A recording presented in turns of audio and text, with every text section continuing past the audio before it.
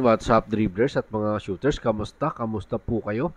Hindi pa man po nagsisimula ang 49 season ng PBA, agad na nagpalit ng import ang San Miguel Beermen. At sa pagbubukas nga ng 49 season ng PBA, 14 teams nga ba ang ating masisilayang magsasagupaan sa PBA Governors Cup? Yan po yung ating aalamin at pag-uusapan sa video ito. Matapos po akong maglambing sa inyo ng isang like, share, comment down below, and don't forget to subscribe and hit that notification bell button para updated po tayo sa ating pong mga video. Hindi pa man po nagsisimula ang 49 season ng PBA Governors Cup ay agad na nagpalit ng import ang San Miguel Beermen. Ipaparada nga po ng San Miguel Beermen ang bago nilang import sa pagsisimula ng PBA Governors Cup sa susunod na linggo, August 18, 2024.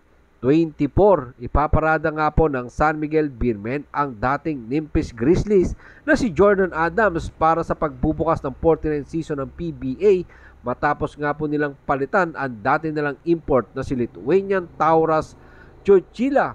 Si Jordan Adams ay galing po sa kanyang stint sa IBL or Indonesian Basketball League, kung saan siya po ay naglaro para sa Dewa United Banten. Ang Dewa nga po ay siyang top seeded team sa IBL bago sila talunin ng Satria Muda Pertamina sa semifinals, at sa huli nga po ay natalo din naman ang Satria Muda sa kupunan ni Barangay Ginebra San Miguel resident import at Gilas Pilipinas naturalized player Justin Brownlee na Pilita Jaya sa kanila pong best of 3 title series.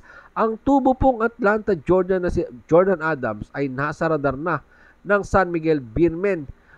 Kasama nga po dyan sa una nilang pinagpipilian, eto pong si Jujila na hindi nga po umabot sa height limit na 6'6" dahil siya po ay sumukat lamang ng 6'5.78". Si Jordan Adams ay 30 years old at masasabi po natin na isa itong mahusay na scorer nung siya po ay nasa college, at siya po ay naglaro para sa UCLA at naging kakampi niya po dyan sina Kyle Anderson at ang dati na ding naging import ng San Miguel Beermen na si Shabazz Muhammad. Matapos nga po ang kanyang huling 2 taon sa college, siya po ay nag-apply para sa NBA draft at nakuha nga po siya diyan bilang number 22 pick ng Grizzlies. Kasunod po ng kanyang stint sa Nimpis Grizzlies, naglaro naman po siya para sa NBA G League, at natapos po yan ay napunta na siya sa iba't ibang bansa at nakapaglaro na po siya sa Syria, Mexico, Argentina at Uruguay. Ang huli nga po, etong katatapos na IBL sa Indonesian Basketball League. Ngayon nga po ay susubukan naman ni Jordan Adams ang kanyang kapalaran kasama ang isa sa pinakamatikas na kupunan dito sa PBA, ang San Miguel Beermen. Susubukan po ni Adams na tulungan ng San Miguel Beermen na makakuha ng kampyonato dito sa Governors Cup. So mga shooters, mga ka-San Miguel Beermen, ano nga ba ang aasahan natin dito kay Jordan Adams? Kung titingnan kasi natin yung credential, talaga namang may ibubuga. At isa pa pong update para sa San Miguel Beermen, magbabalik aksyon na nga po ang YouTube sensation na si Kit Jimenez para sa San Miguel Beermen, at bagong pick up din ng San Miguel Beermen mula sa free agent.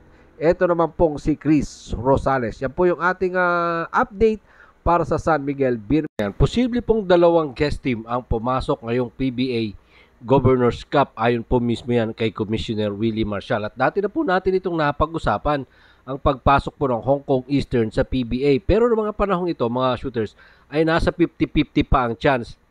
Ngayon nga po ay nasa 80% na ang chance na maging guest team nga po ito ngayong 49 season ng PBA Governors Cup, ayon po mismo kay Commissioner Willie Marcial. Narito po si PBA Commissioner Willie Marcial sa ulat ni Justin Bacnis ng Tiebreaker Time. Seryoso yung Hong Kong Eastern. Tingnan natin kung ano pang magbibigay sa atin ng parameters. Pero mga nasa 80% na nasasali sila. Well, para sa akin, okay po ito na may ibang guest team para talagang mapalaban ang mga manlalaro sa PBA at maging maganda ang kompetisyon ng liga at magiging kapanapanabik ang mga laro. At take note mga shooters hindi lang po ang Hong Kong Eastern ang gustong pumasok bilang guest team sa PBA, dahil ayon po mismo kay Commissioner Willie Marcial, interesado din ang Singapore.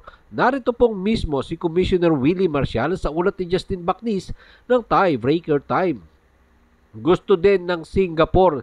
Tinitingnan namin pero ang alam ko papunta sila sa Taipei. Pero gusto din nila dito sa Pilipinas. Baka one at a time tayo. Tingnan din natin kasi meron din kasing ibang bansa na sumasali sa atin. Sana matuloy ang mga ito para solid ang PBA Governors Cup ngayong pong 2024. Kasi nung nandyan po ang Bay Area Dragon ay naging maganda ang takbo ng PBA lalo na po nung finals nila kalaban ng Barangay Ginebra San Miguel. Talagang tumabo ang PBA doon. Pati po venues talagang kubita sila at masasabi nating nanumbalik ang sigla ng kompetisyon sa PBA. Narito pa po ang mga huling bahagi ng pahayag ni Commissioner Willie Marcial sa ulat pa din ni Justin Bacnis ng tiebreaker time. Tingnan muna natin kasi masikip na ang schedule natin. Tapos magiging 14 teams tayo. So ito, muna ang titingnan natin. Dahan-dahan, sana maging successful katulad ng Bay Area Dragon. Positive ako na matutuloy ang Hong Kong Eastern. So ano pa nga ba ang ating magagawa mga shooters dyan? So kundi antayin po natin na maging 14 teams nga ba ang maglalaban-laban sa pagbubukas ng 49th season ng PBA Governors Cup. Ikaw, ako, tayo. Tatanungin ko po kayo mga ka-shooters, pabor ba kayo na maging 14 teams ang pagbubukas ng PBA?